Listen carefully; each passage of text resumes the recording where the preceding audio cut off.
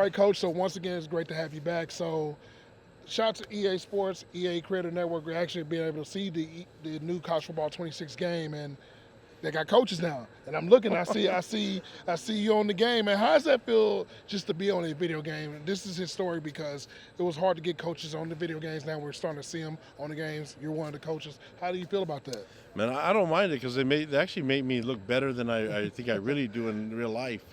And so anytime they can like make an improvement, I'd rather everybody look at that guy than me. Yeah. You know what I mean? But I just love the technology, the opportunity that we have, to play this game and then to have it be seen in so many different levels and see it in video games is pretty cool, man.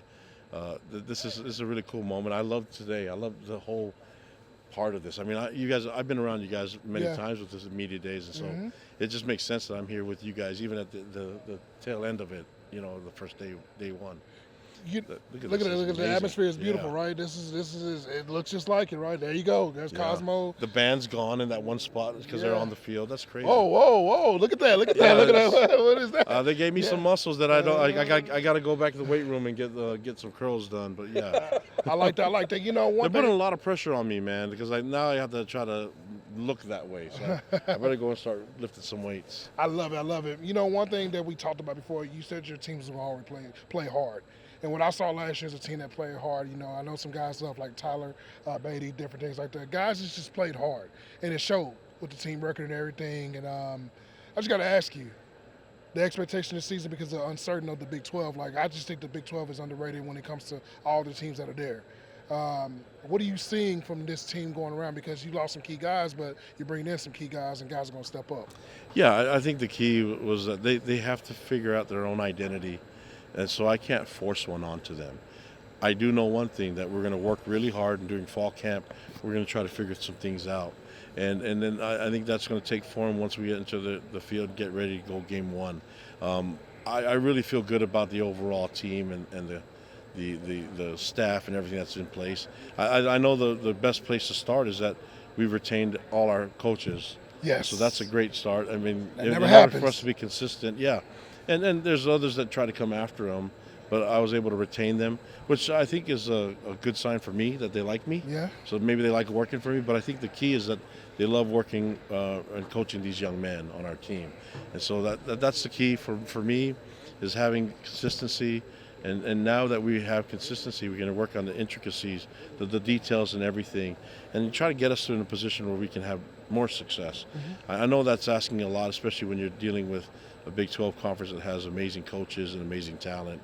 And it's going to be a difficult task for anybody to win this conference. But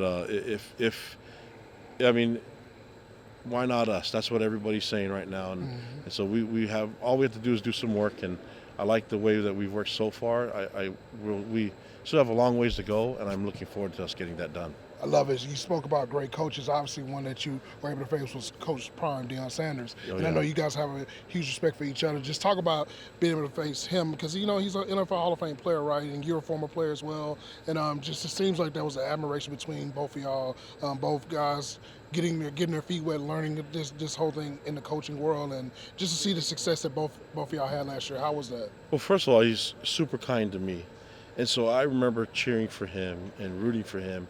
And so whenever you meet people that you admire as a player, and then you get to meet them in person and they're everything that you expected, that was a cool experience for me with Coach Prime.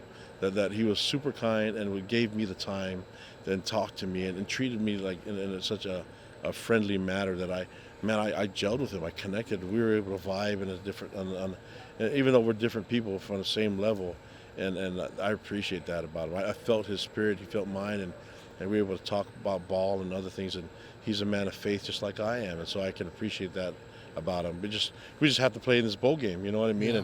And so you look at the way his team played. I mean, obviously people know that we got the best of that game, but Heisman Trophy winner played every snap. Yeah. And big time quarterback should have played every snap. And not everybody was doing that. Everybody in college football is opting out. Those guys stuck in it. So there's a lot that we can say about him as a coach, and then having that effect on his players, that they love the game of football. So I appreciate that a lot about him. And he, as well as the other coaches that are here, I love my friendship with them. I mean, I know we have to compete on the field, but again, after we won the game, super kind and super gracious to me. What a great example, and what a great way to be a Christ-like manner that I can really appreciate. So he'll be my friend forever because of that. And last question for me, man. So, back to the BYU football team.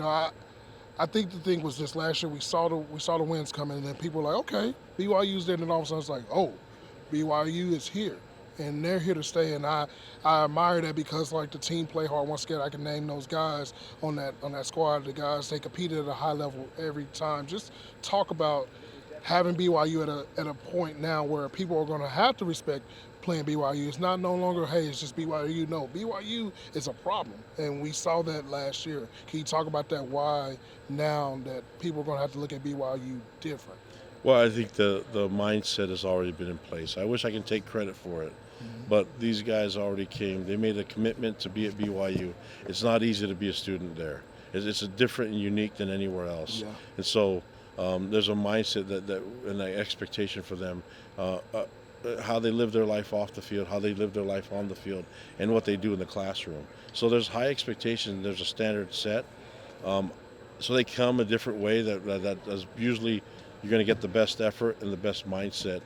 I can deal with that. And then we have a good number of our players that in the prime part of their life serve 2-year missions and go and some of them in a lot of different countries, learn a language and do service work and help people. Yeah. So when they get back, they may not be in the best shape of their lives physically, but mentally I get to coach that.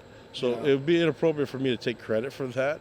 Those guys come a certain way, but I have to foster it and I have to maneuver it and put it in an environment where it can really thrive, and that's what I enjoy doing. Being a former player at this school and being a BYU fan growing up, man, can you imagine, before I was the head coach and before I was a player for Lavelle Edwards, I was a fan. And so the fan has been there longer than any one of them. And so we're all fans of college football. Can you imagine that I'm a fan that got to play for a legend and then I get to be the head coach? Wow. Yeah. So there's not a day that goes by that I don't appreciate what I get to do.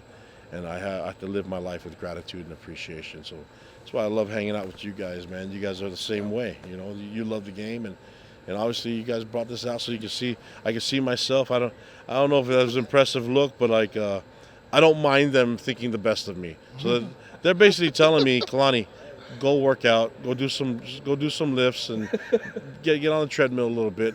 So reluctantly, I'm going to have to make sure I get that done.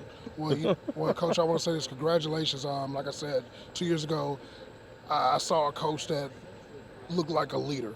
More importantly, and I think that being a leader of these young men, getting them in the right step, talking to Tyler Beatty at the East-West Shrine Bowl, how he admired you, how he talked about the life lessons. So we appreciate you, and we look forward to the season. We'll be definitely checking out some BYU football. Congratulations. We'll be talking again soon. I appreciate that. Yes, sir. Just so you know, I'm learning from these young men just as much as they're learning from me. I'm a better person because I get to learn from some amazing people. So thank you for your time. Thank you. Yes, thank sir. you. Thank you, brother.